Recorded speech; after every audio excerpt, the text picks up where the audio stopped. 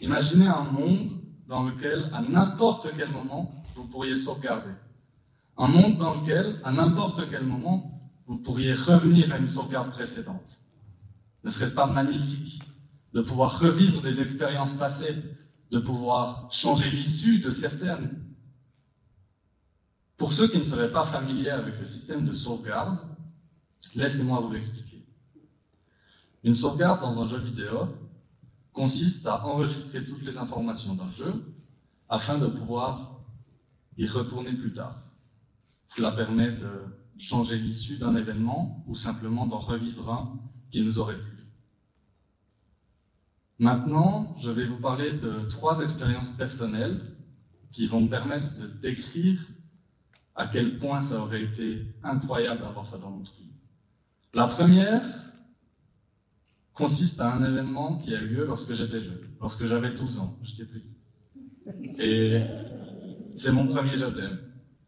Alors, si je vous en parle, pour vous douter pourquoi, c'est qu'il n'a pas tellement bien marché. La seule réponse que j'ai eue à ce je t'aime est un merci.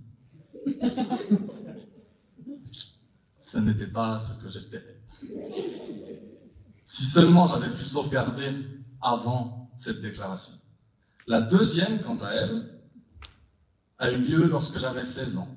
En 2016, je fais de la gym depuis des années, et en 2016, ont lieu les championnats suisses. Et avec mon équipe, nous avons été sacrés champions suisses au bar parallèle en catégorie moins de 16 ans. Ça a été un bonheur immense, une fierté indescriptible. Malheureusement, je ne pourrai jamais revivre ça. C'est un événement qui est passé, et si seulement j'avais pu sauvegarder avant cette victoire. Le troisième événement, quant à lui, a eu lieu plus récemment, en août 2022, le 27 août précisément. À nouveau, compétition de gymnastique, rien ne laissait présager une telle histoire. Je suis arrivé, prêt, et je me suis élancé. Un saut, une mauvaise réception, ma cheville entre les tapis. C'était terminé. J'ai tout de suite compris que je ne remarcherais pas si vite que ça. Et je ne pensais pas que 3 ans plus tard, une opération et de nombreux traitements ne suffiraient pas à guérir ma cheville.